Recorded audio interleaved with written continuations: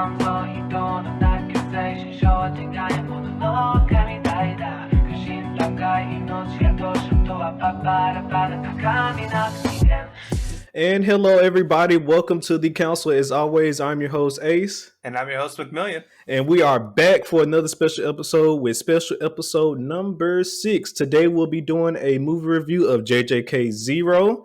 And we have a guest with us here today, but I'll introduce him a little later. But as always, if you would like to join the council and become a member, then make sure you hit that subscribe button as well as follow us on our social media so you can stay up to date on all things about the council. And with that being said, the council is now in session. Let the meeting begin. All right. Hello, everybody. We are back with the movie review of JJK0. But joining us today, we have our friend here, Aaron, who decided to come and hang out with us for today and share his thoughts on the movie as well as defend his anime here. So, how you doing today, Aaron? I'm good. Just here to talk about such a good movie. Nothing wrong with it. Well, all right, boys and and audience. This is how it's gonna go down. We're gonna break it down into sections. So, starting off with our first section, we're gonna go through some dislikes. After that, we'll talk about what our likes, and then we'll end it off with just like our general opinions on the movie as well as with some ratings. So, I'm gonna go ahead and start off with our dislikes for the movie. No, in no particular order. Doesn't have to be any dislikes at the beginning or the end. You can start wherever you want to start. I'll let our guest here start. Aaron, any dislikes if you have any about the movie? The only bad thing I'll say about the movie is that during the anime, they were hyping up the Parade of Curses. Like, it was this crazy thing that happened. And they talked about how Todo beat 100 curses in one special grade. And that's when he finally had to use his curse power. And during the actual movie, the only thing we actually saw of Todo was him busting through a wall. So I just wish I would have seen more of Todo whooping 100 curses. But I did at least felt satisfied with them showing Nanami and his 4 flashes in a row. So okay, yeah, no, I agree. I did think we was gonna get some more out of Toto, especially when he popped up. Like, we know when he came through the wall. So okay, we finna get some Toto action in. And then they just skipped away from him, and I was like, well, goddamn. It was a funny scene, but I will admit it would have been nice to see some of our Jujutsu Tech users fight. Yeah, because I think in this movie they're in year 1, right? Yes. Yeah. Mm-hmm. Yeah, and then when we get to anime, they're in year 2. Okay, but yeah, so yeah, I agree with you on that one. I did think as well we was going to get some Toto action, but we did not. We just got a little Toto flash, if you will. But I mean, overall, as far as for the parade of 1,000 demons, or is it 100 curses? 1,000 curses. 1,000 curses. See, y'all. This is exactly why I'm on here, because they can't it's get okay. it right. It's okay. Overall, for the parade of 1,000 curses, I think I would like to see more from what they did show. Starting with agreeing with you, with Aaron, what you said about Toto, I think that would have been something nice to show as well. But I just think overall, the fight overall for both fights that was going on in the different cities, I just think they could have did a little bit better. It was nice though, especially the Gojo fight. So I'll give them that. The Gojo fight was nice, but I just think overall, as far as the major scale battle, I think they could have did a little bit better job with that. Yeah. I basically agree. Because what was it? There was even the part where they showed there was these 2 girls that were working with Ghetto that only got, like, I want to say 10 minutes of screen time, and they just kind of like, oh, they dangerous. Well, how? We didn't see them do nothing. Just believe us, they dangerous. And that was basically it.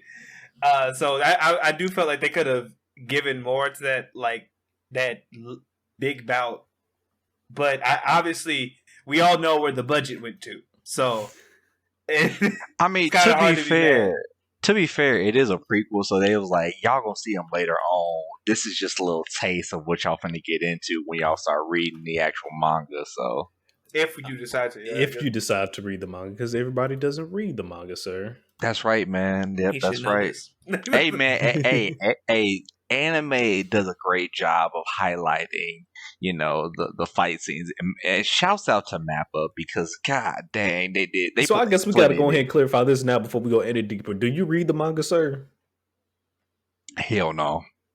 Okay, all right. I'm about to say This man does not read. I don't read to make sure before we go any further. I don't know All how right, to read. well, we'll move it on to you, Jay. Any dislikes you got? So I only have a few. Some parts, yes, only a few. They're very small. So before you start jumping at me, Aaron, let me finish. The pacing of the movie in certain parts felt very hurried. Now, granted, this is just a flashback, and they were probably just trying to be like, "Hey, let's get to the stuff that makes us the most money." But I would have preferred them to slow down in a couple of parts, especially for them to explain. I would have loved, and this kind of goes into my other one. I would have loved for them to explain to me how Yuta's curse works, or Rika works, because by the end of the movie, she doing shit that I don't think should be possible, but they didn't fully explain it, so cannot really complain about it. You know what I'm saying? JJK, I said this in the last JJK review, but JJK's power system, I would really like a comprehensive breakdown of how curses and curse powers work, because they're just kind of if you're from a family, you're dope as fuck. If not, I don't know, nigga. You tell me. So those are just some of my dislikes. Other than that, the film itself, I think, does a really good job of introducing all the characters and giving us a nice spectacle. Because I understand, as far as story motivations, I understand everything while we're here. It's just those two things.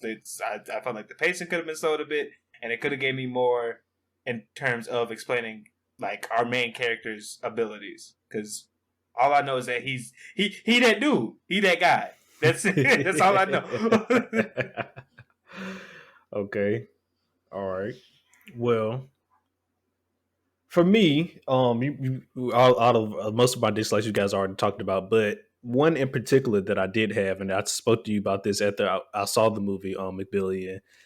We finally get to see another black character, in anime, black representation and everything. Here we go. Wow. And I was like, okay. We get, but see, my dislike is not that he got whooped. That's different from Millie. It's not the fact that he got whooped. I don't care about that. My thing is, why is his cursed weapon a whip? That was my question. That was my question.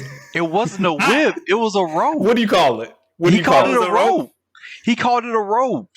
He literally said, "Listen. He can call it whatever he want to call it. It's basically a whip." Look, bruh, he said in the movie that it took his ancestors I heard his explanation.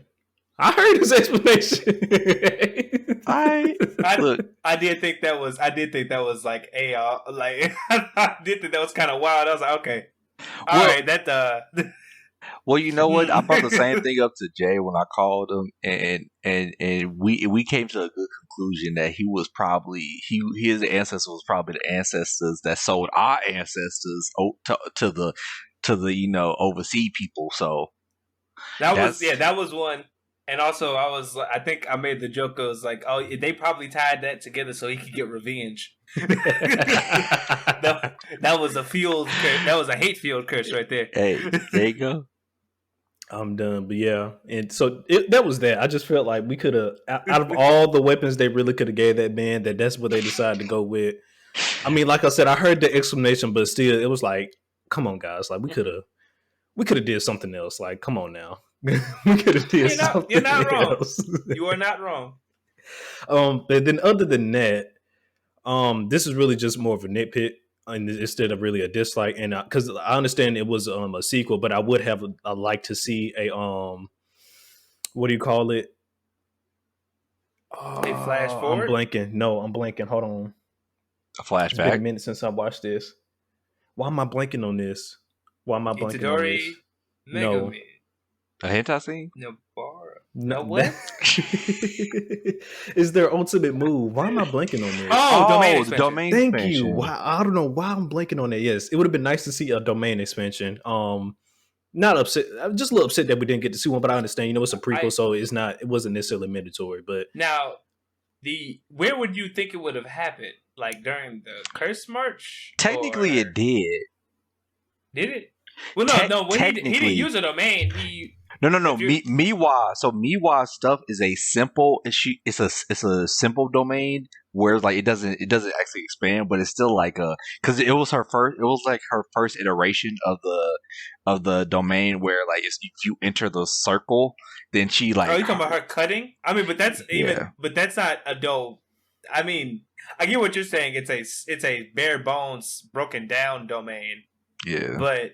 It is at the end of the day. What Ace wanted was somebody to be like domain expansion. But you can't come off to a trump card. The only thing was the only place I could have even have guessed it going, because I don't know if Nanami can do one or not. So the only other person I think that probably would have launched one would have been Geto. But we learned later on in the movie that Geto wasn't actually. He the only person he was really trying to get was Yuta, and he wasn't even 100% about that anyway. So yeah. I mean, but like I said, you know, I understand it didn't necessarily need to have to be in the movie. And then, like you said, depending on where they put it, like and who used it, it would have been weird depending on who did it and stuff like that. So I understand, but it just would have been nice to see it, especially towards the end of the battle, the end of the movie. Yeah. Just ended off hype as fuck. Yeah. Don't worry, we're probably gonna get that in the next movie. If we have if we are gonna have a next movie. We are gonna have an okay. We're gonna see. And then I don't know how I feel about the overall plot of the movie. Cause it was kind of like, they set it up, okay, we gotta break old girl curse. Okay, how we gonna go about doing that? Well, here, have this little sword here. What you're gonna do is you're gonna take her curse energy and put it in this blade. You feel me?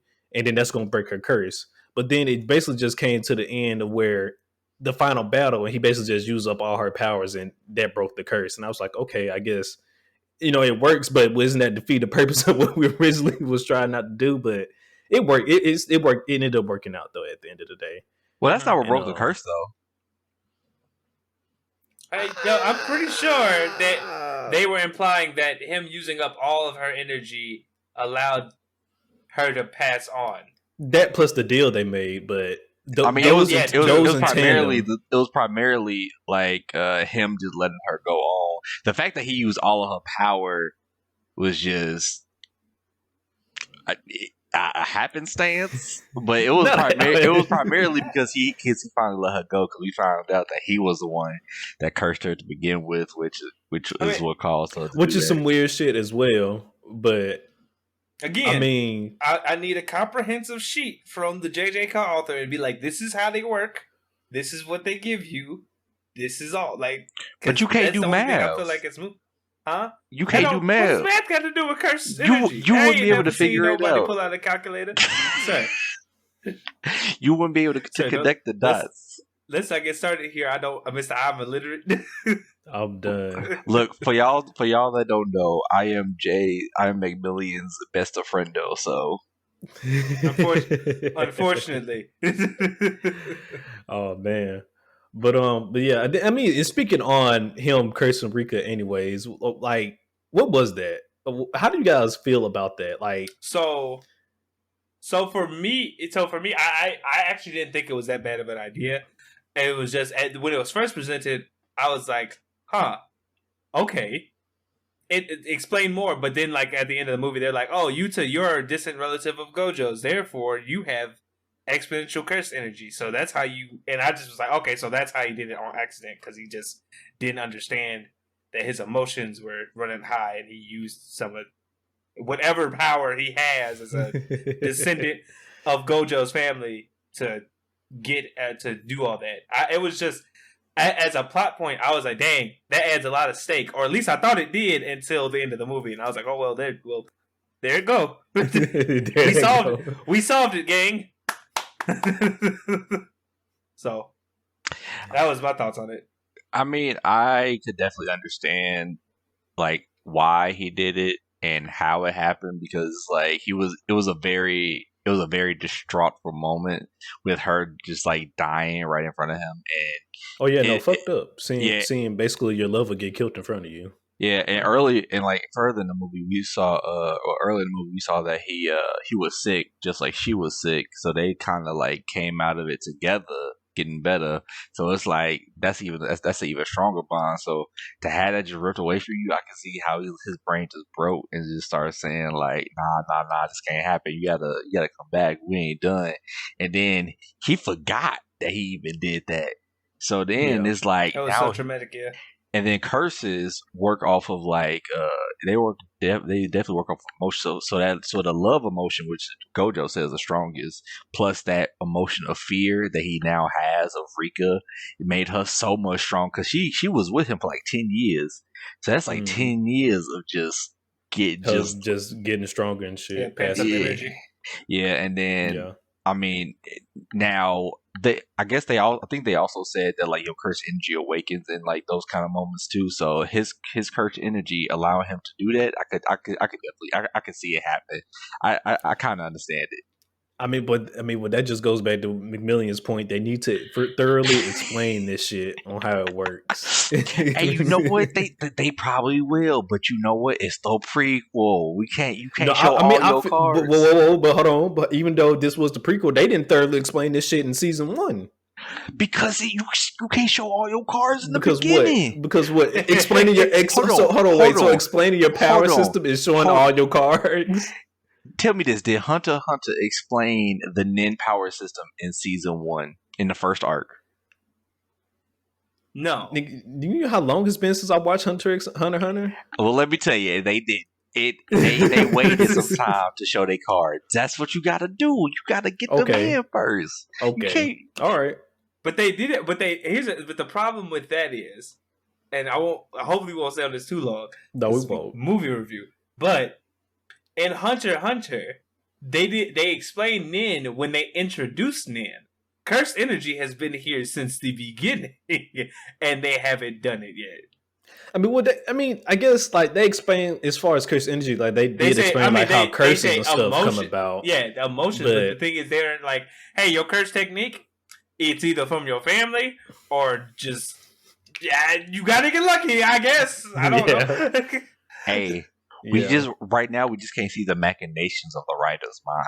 That's just what it is. I hope that's what you're saying is true, because all the manga readers are saying the basically everything after season 1 is what shit gets real, and that's what I'm hoping to see. But that's not what we're here to talk about. We're here to talk about the movie. So you're right. Any other dislikes from JJK0 or anybody? No, other than what we already stated. No. Nope. All right. Well, it's time for everybody's favorite moment. We're going to move into some likes now, and we're going to start off with our guest again here. So, Aaron, tell us what about this movie just hit you? What vibed with you? Bruh, almost everything in that movie vibed. Oh my God. First off, hold on. Let me get this started here. I'm gonna start from the back and work my way forward. So, okay, all right, you got it. First off, that ending fight scene between Geto and Yuta. Boy, not only was that soundtrack fire, but the animation, my God. Then this man copied Maki's powers with the speakerphone. Like, hold on, Wiki says, when did you do that? Then he healed somebody. I'm like, hold on, bro, hold on. You can't be this cold. I know Gojo said you will surpass him in the anime, but this is unheard of right now. Then how are you doing all this different stuff? Then we got my favorite character. One of my favorite characters, Nanami. This man had to pop off and did 4 black flashes. Boy, that was so cold. I was like, hold on. So wait, pause, because now you throw me off a little bit. He did a black flash? You don't remember that? It must be slipping my memory. So do you remember in the anime? Because I do remember him popping the fuck off, because Nanami, that's one of my main boys too. Yeah. And so I guess it just must have slipped my memory. Yeah. So when he was fighting that big curse at the end of the movie, like right around that, he did like 4 black flashes, and it was basically a call. a call forward. Yeah, a call forward to the anime when he said that did it. Okay, so no, I do remember like that scene where he did those slashes and stuff. I remember that. I just don't remember, especially being a Black Flash. Oh yeah, because it was killing everybody, and Nanami was like, "Hey man," and then me and my fiance, we was like, "He about to go with some overtime." You already know. Hey, you already. Hey, you looked at the clock. Okay, it's overtime. Hey, bro, the minute you see this man rap his high, boy, you know it's about. Look, Nanami always invited to the cookout. That man wrapped that tie around his hand like he with it. He was like, I'm about to beat the brakes off this curse, boy.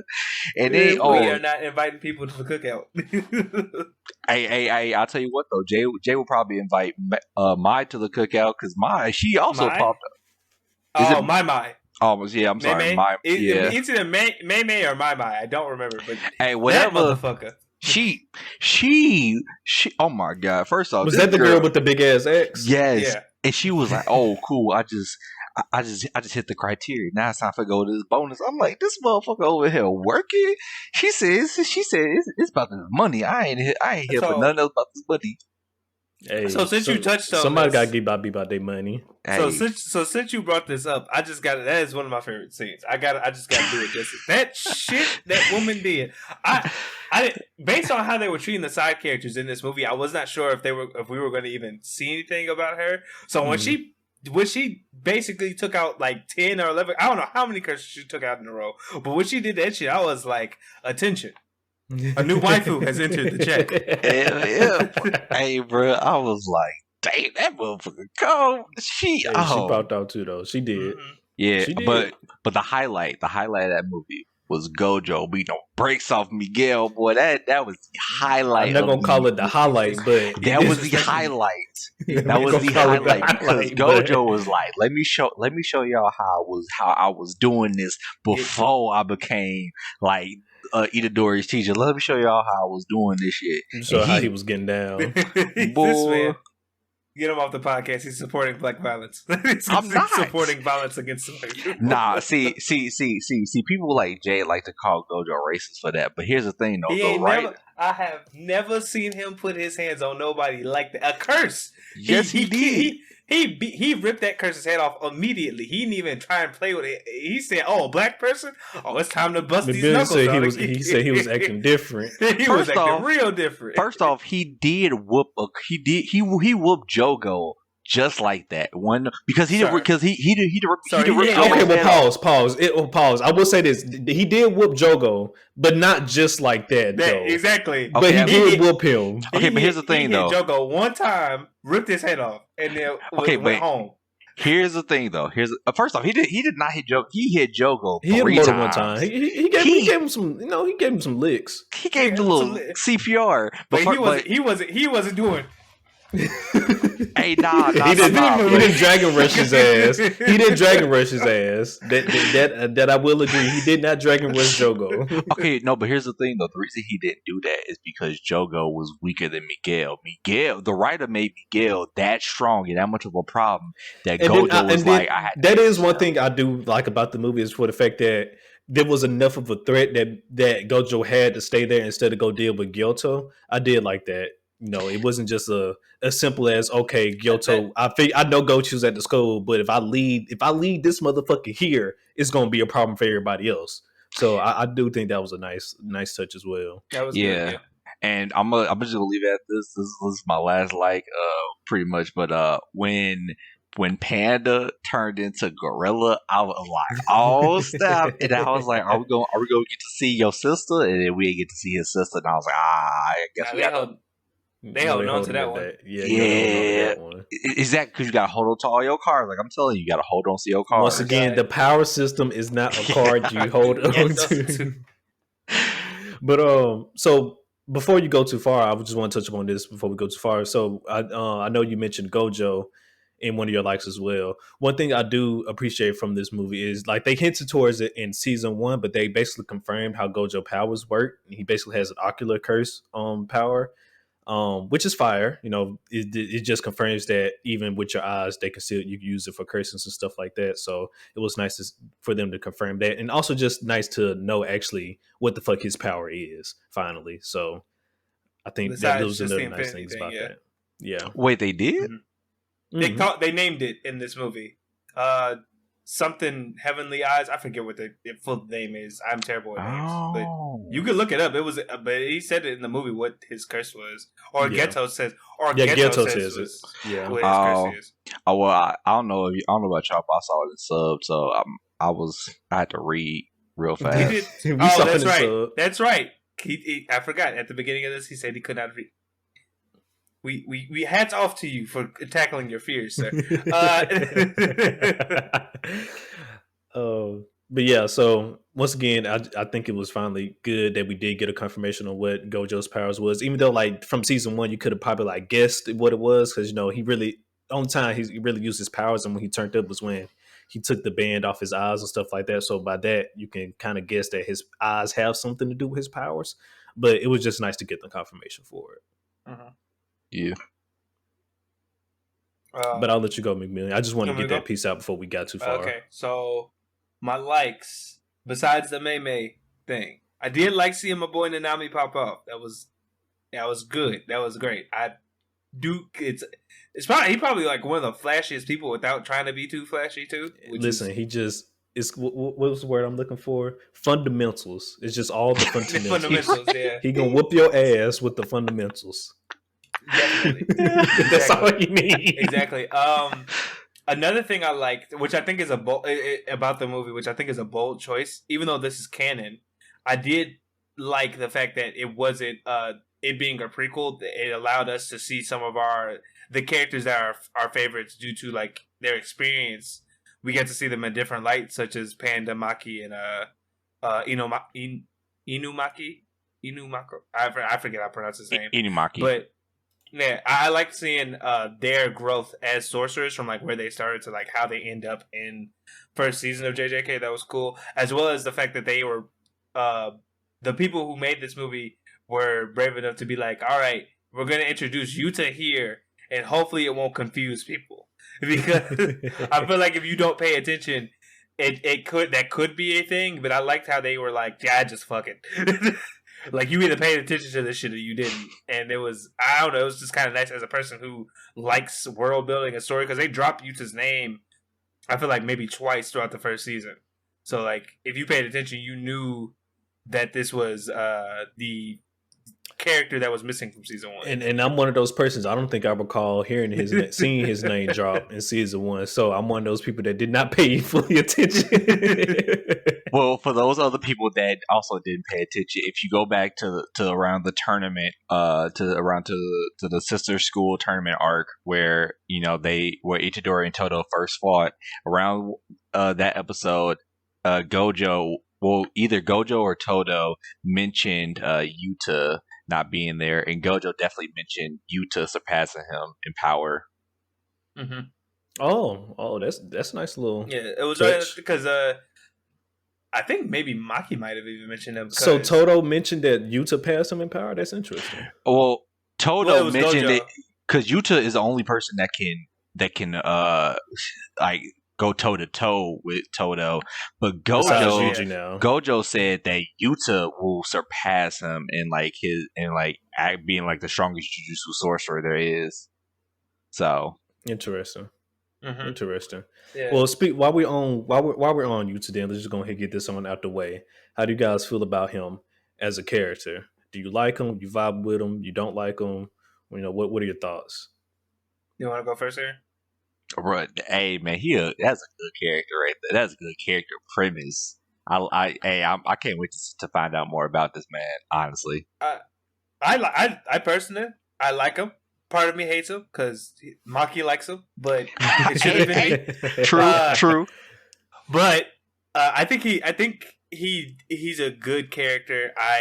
What I'm interested in moving forward, if we get him next season, is to see what he does, what he'll do, or what curse technique I guess he develops for himself since Rika is now gone.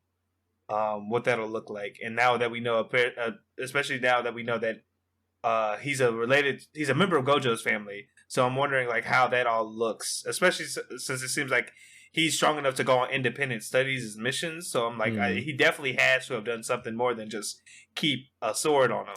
So do you think? One before I get to that, so I will say I do vibe with him as well. I just hopefully next time we see him again, he gets a little bit rid of that crybabiness he had in him. We don't need that no more of that from out of you. I mean, you went through all this. We need that to be out your system. I was about to say by the end of the movie, that man was yelling at people. Was putting a pause on people. So we need that to be out your system. But so as far as Yuta, and what we hopefully what we will see for him in the future, we do know that. Correct me if I'm wrong or not. In that final cutscene, that he still did have that sword, correct?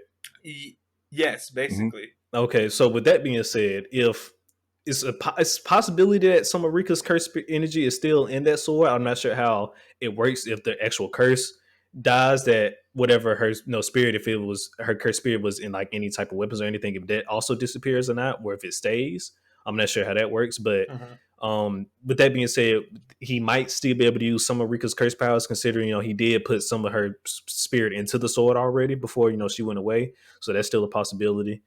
But the question I wanted to ask was, do you think he's still listed as a special grade sorcerer? Oh, definitely. I don't think they went away especially because at the end of the movie we see him. He's in Kenya with Miguel, and normally I don't think unless you're a special grade that you can travel by yourself. Like we've seen throughout season 1 and even the beginning of this movie, that unless you might be grade 1, you can't take on missions by yourself. And I felt like the only reason in my mind for him to be in Kenya with anybody would be for like a mission. And so the fact that he was allowed to leave, like not only go out on his own, but leave Japan, he definitely still gotta be up there. Okay. No, just wondering because he no longer, because I figured the reason why they classified him as a special grade was because of Rika.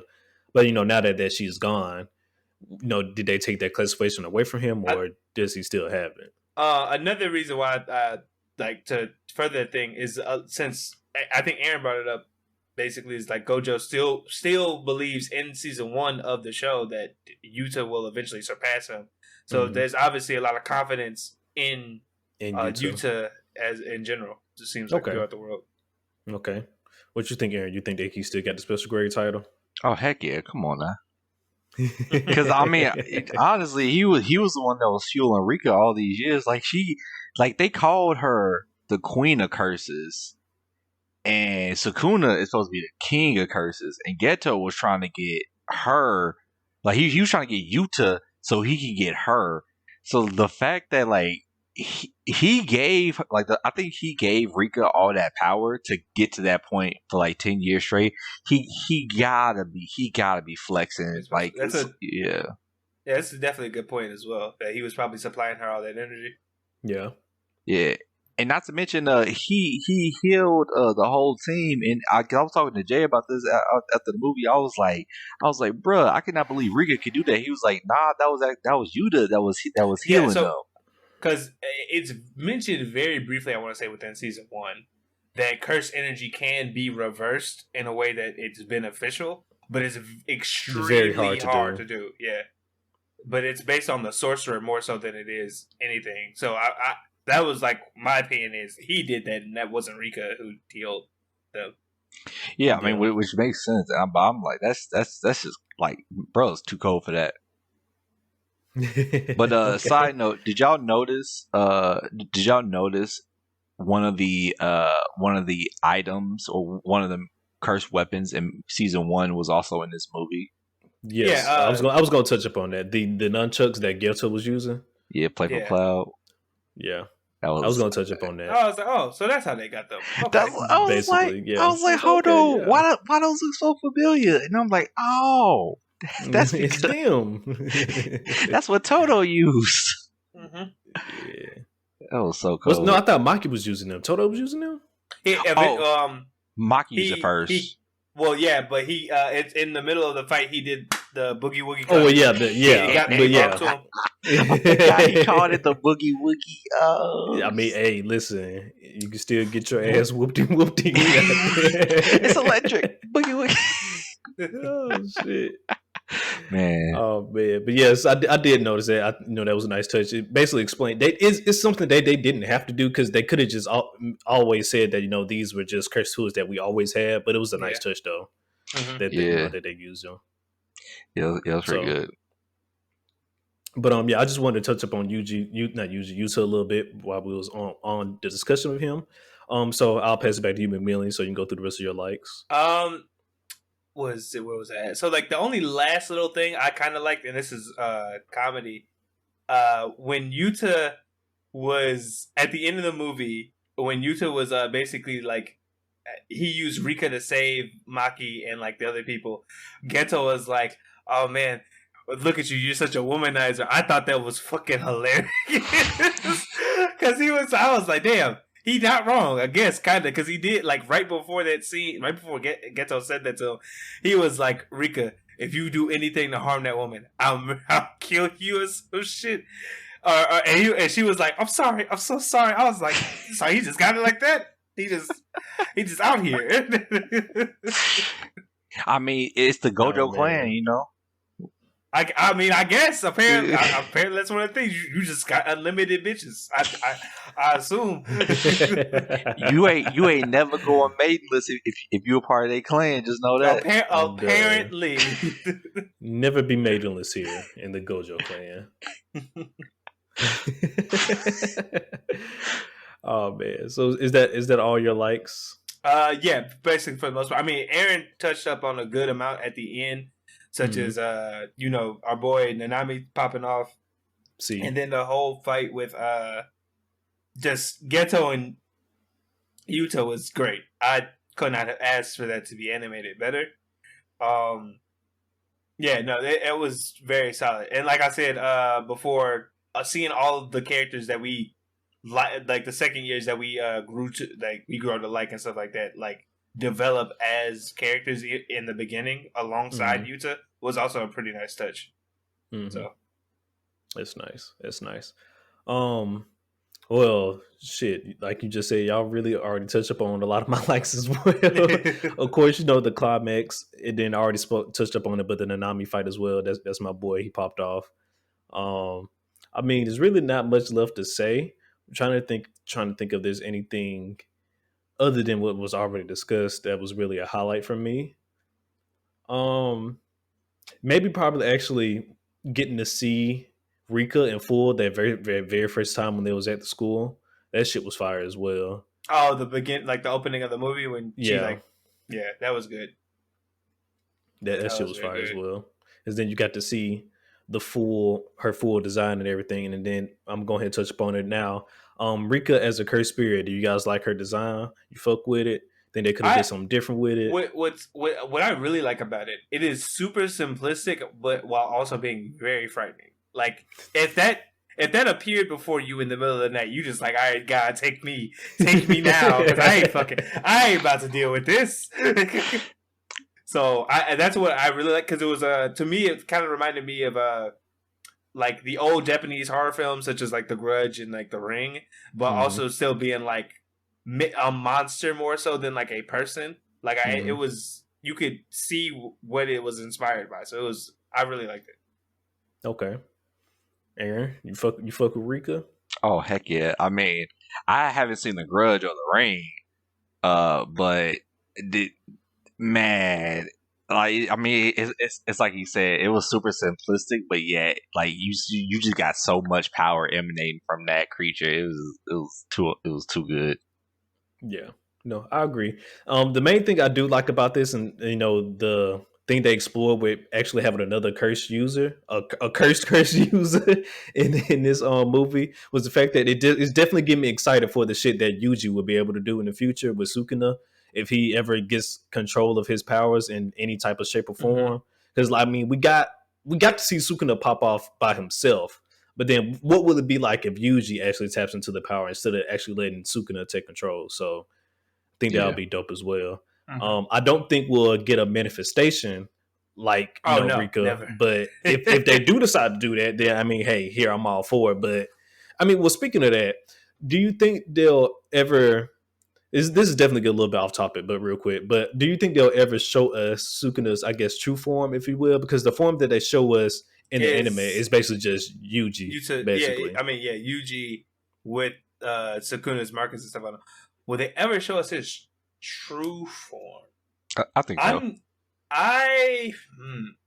Possibly, maybe in a flashback, but I don't know. I feel like Sukuna is like one of those things where it takes on the shape of the vessel that he's in a little bit, because it doesn't seem like there are any records of like what he looked like ever, but we know he had a human-like shape because the fingers are human.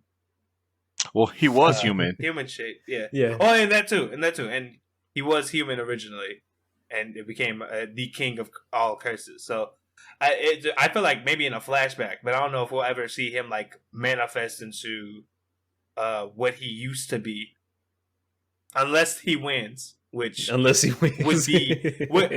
be a first in anime. I feel like for the bad guy to just be like, "All right, I'll win," and then the manga, and then it's over. I feel like somebody's typing right now furiously saying, "These mangas." Attack on Titan. Oh man, that call. That's a pretty. You know what? Fair. That's pretty close. But he started off as a protag, so unless they about to release JJK 0 where it shows that Sukuna was the hero the whole time, I don't know. All right, well that's good. Okay, yeah, like I said, I don't want to go too far off that. I just wanted to ask that little question real quick. So going back to the movie, back to our likes. Like I said, I think everything was already touched upon. Then I explained like seeing Rika fully manifest for the first time. I think that was dope as fuck as well. So yeah, I mean, I keep repeating myself, but you guys already touched upon the rest of my likes, so we're just gonna go ahead and move on now, and we're gonna go ahead and rate this bad boy. So now, hold on, wait, before we get to the rating, I just have this was before an we get to the interesting. rating, Yeah, I just have an interesting question. So this was a question I saw around the time of the movie coming out. It was for jokes, but it got me thinking. Someone was like, "I don't understand if they released this movie, why they decided to go with Yuji as the main character and not Yuta." Before, like they were saying it as jokes before. They were like, I don't. It seemed like the author. They were saying like, oh, it seems like the author didn't have like as much faith in this main character as him as the main character. But that was like a joke. But I'm interested to see. Would you have preferred JJK taking point from Yuta move like instead of Yuji? Now that you kind of have seen both, or would you think Yuji still holds like sway as the main character for you? You mean so? Are you saying that? As far as the anime wise, are you asking? Do I think they should have started with Yuta instead of Yuji? Well, no, I mean, like, do you think he should be the main character?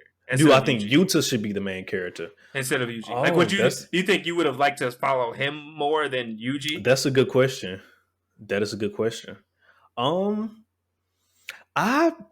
don't know. That's a good question because I mean. We didn't really get to learn much about Yuta except for that, he was sick when he was a kid and then, everything about him and Rika. But other than that, we don't really know much more about him as a person. And then just, his apparently now he's a descendant of Gojo's family. We don't know what that entails as well either. So I think it would depend on how they did all that, whether I would have vibed with him or not. But then at the same time, if we're following Yuta, and now it kind of feels like that he's a cop out, because he's a descendant of Gojo as well. So it's just like we got two of the basically the strongest people in the anime, and they're both from the same family. Just kind of maybe would have felt like a cop out, but I don't know. That's a good question. I honestly I just think it depends on how they would have did it as far as explaining his backstory and everything. Like would they keep it the same? Was Rika still been a part of his backstory if they decided to make him the main character and stuff like that? So yeah, well, I was thinking of the mind of like all the stuff for each character would have been the same, but like in your head, who do you think you would have liked to follow more as a main character? I mean, overall, right now, Yuta is fire. I think probably it might would have been interesting to follow him a little bit more, just because he had that hidden ability in him. But then at the same time, you can kind of say the same thing about Yuji. He has like a hidden talent for curse techniques and stuff like that. So it's really a coin flip for me. I think they did a good job with both characters, so I think I would have been fine with either one. I'll give mine after Aaron. I think Yuji. I would still prefer to be the main character. I think what I kind of hope is that they kind of like just switch main characters from time to time in like a pretty like in a way that makes sense, where it's like, you know, here's this person's story, here's this person's story, because I think they both have a lot of weight, but right now, you know, Yuji is my boy because I ain't never seen somebody lay hands on a curse and a human so viciously before in my life. So I mean, Hey, that's the guy.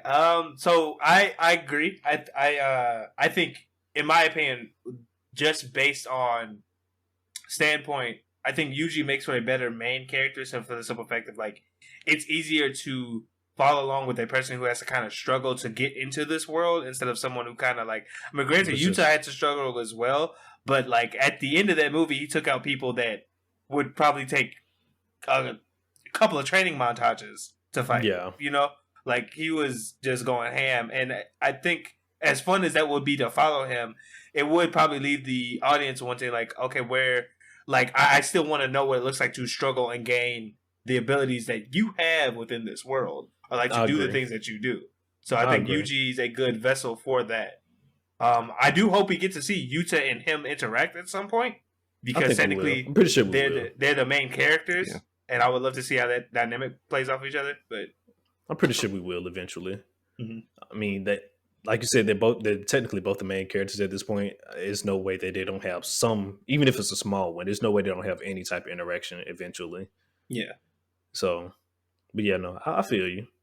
But I mean, Yuta has a sword though, so I mean, that is a big thing. Hey, down bad at Ichidori. Ichidori, as Toto said, it has a natural instinct for fighting.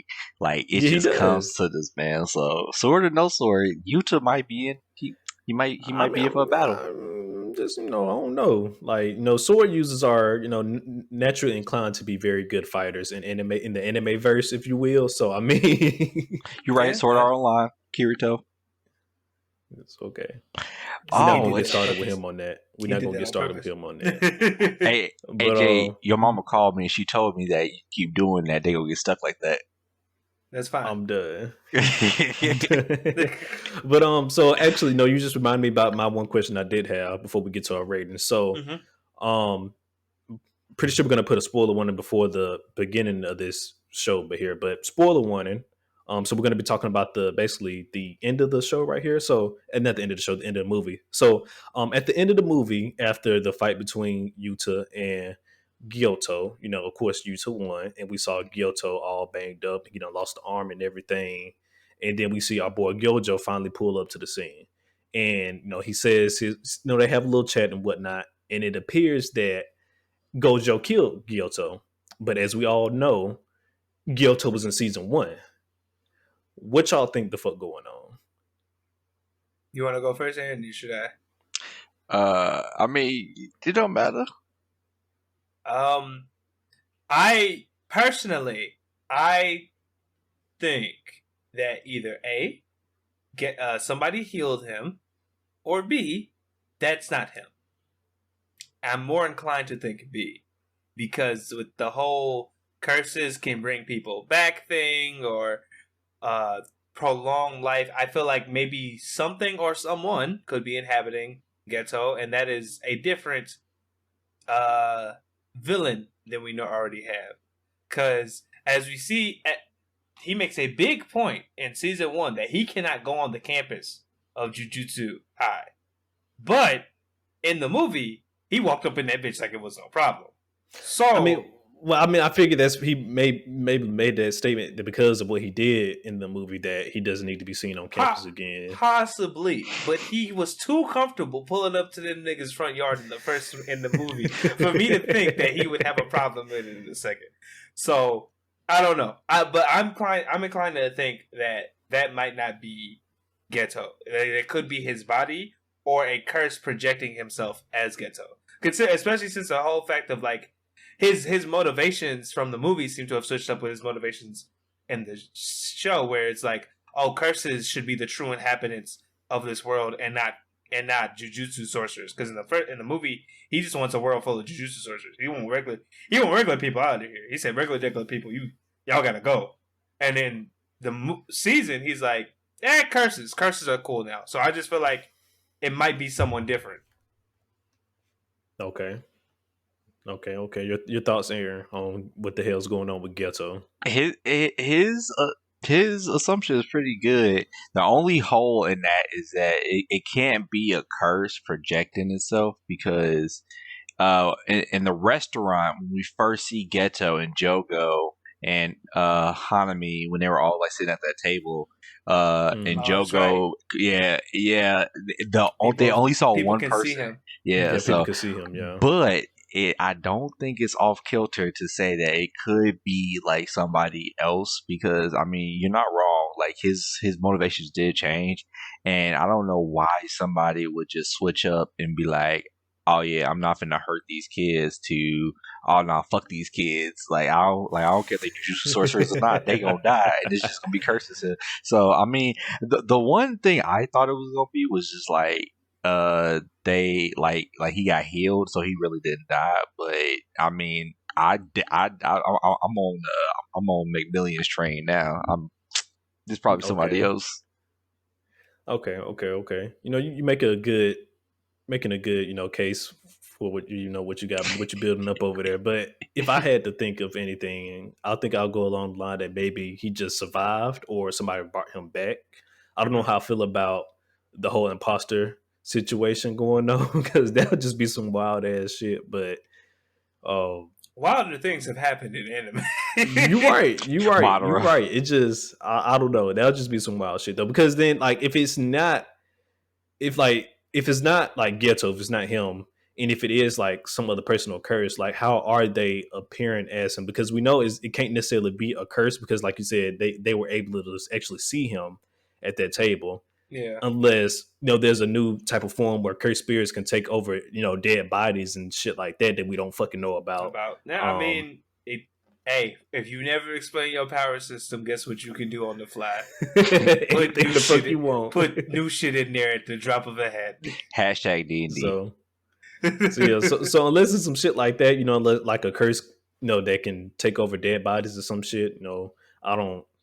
It's just I don't see it. Or then like even if it is somebody else, he has to have a lot of fucking cursed spirit to constantly keep up that image of Ghetto going on. So it's definitely gonna be interesting to see what the hell Ghetto got going on, and is because after seeing the movie. But I do like your reasoning how how he said his motivations completely switched up from the movie to the season one. I didn't make that connection until you just said something.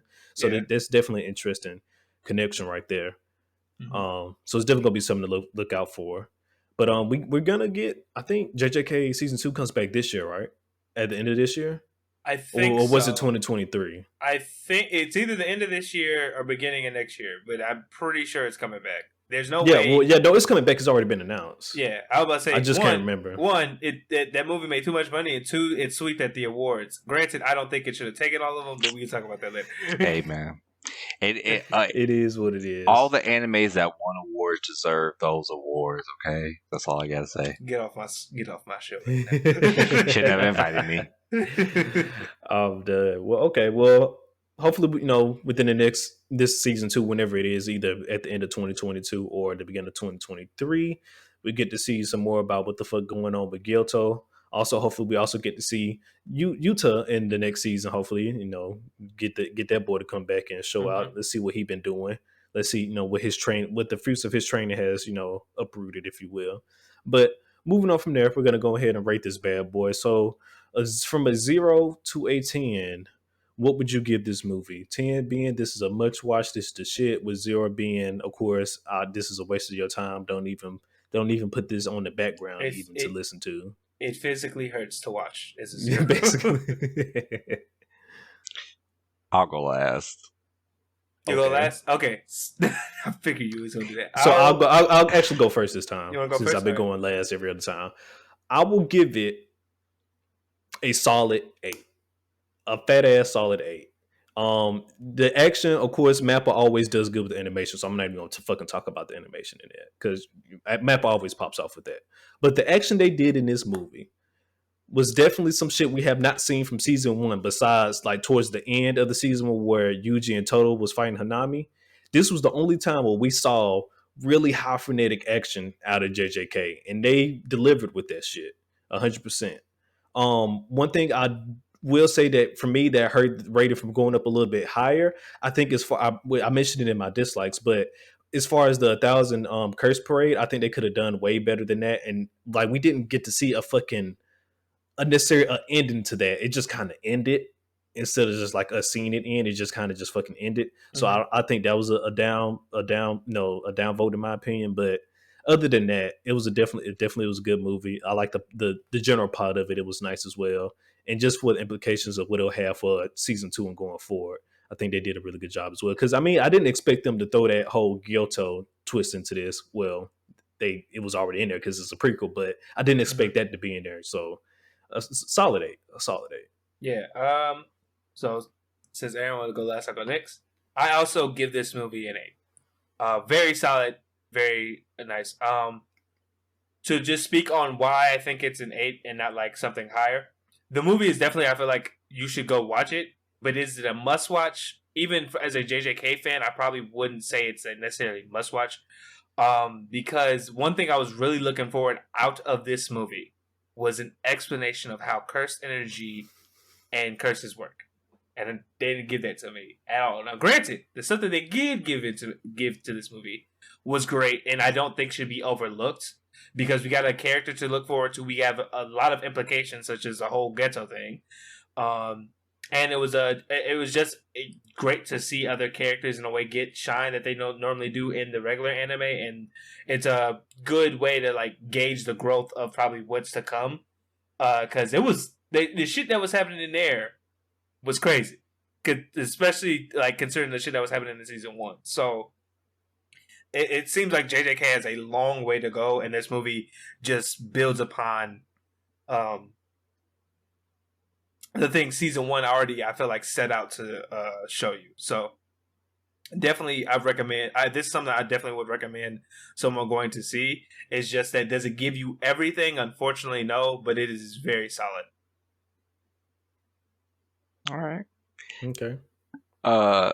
So not for mine, and I already feel like Defend y'all your anime. I already know that y'all feel like I'm gonna give it a 10 out of 10. Well, I'm not gonna give it a 10 out of 10. I am gonna give it a 9.5 out of 10 though. The only reason the only reason it don't get that last 0.5 is because like I said about this, like they was hyping up all that stuff that happened during the Parade of Curses, and we didn't like y'all said, we didn't really get to see none of that. Like we got to see some cool stuff, but we didn't get to see like we already see Gojo pop off on like Sukuna and Jogo and like a bunch of other like people. Yeah, we get to see Gojo do that all the time, but I'm trying to see like Nainami pop off some more. I'm trying to see Mai pop off. I'm trying to see Todo, Miwa. Like I'm trying to see those kids pop off because like they cold in the first season, but like as first years, like we got to see Maki pop off. We got to see Maki pop off. Like I'm trying to see them pop off. So and that's the only reason I don't give 0.5. The rest of the movie is pretty good. I definitely say you should watch it from the perspective of like when Yuta is introduced, you have a little background into him and his story. So yeah, I get 9.5. I agree with you on that. And then now that I'm thinking about it, just imagine how dope a fucking scene with Nanami and Mei together would have been if we saw those two come together to fight some shit. Just imagine. Just fucking imagine. Boy, let me get a synchronized Black Flash from Nainami and Mai. You about to hear me all the way from like California from like I'm about to be screaming, my guy. Like just imagine. And then one thing I didn't touch upon this in my dislike. So the butler guy or whatever or the driver, if you will. I don't know what his fucking title is, Oh but the guy who yeah. normally comes down and brings down the veils for our sorcerers. I thought we was finna get to see old boy pop off, but they didn't show nothing. I was like, oh no, Like I was like, don't tell me. I was like, don't tell me old boy cold now. Don't tell me he cold. And he just been holding out on this, and they didn't show nothing. I was like, oh man. He was the one talking to them 2 girls, and legitimately nothing happened from that scene. But I thought he was about to pop off too. I was like, oh snap. Well, I mean, he alive, so he must have did something right. He did something. Maybe he did something right. Yeah. So yeah, that was also a letdown for me because I damn sure thought he was finna show the fuck out, and I was like, okay, go ahead, show what you've been holding out on. Yeah, go ahead, show me what you've been holding out on real quick. But no, we didn't get to see it. But okay, so overall we got an 8, and a 9.5. So it's definitely, we do recommend going to see this movie if you have not seen it yet.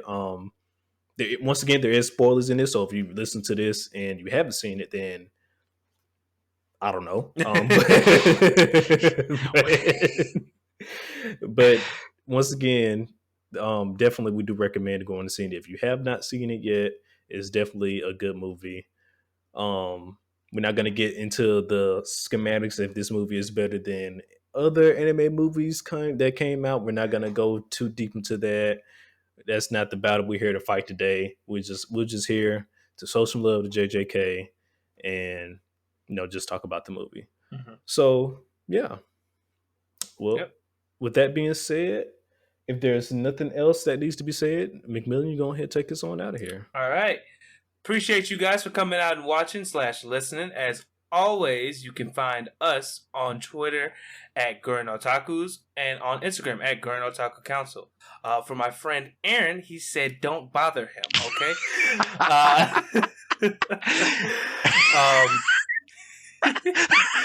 Basically, did say that.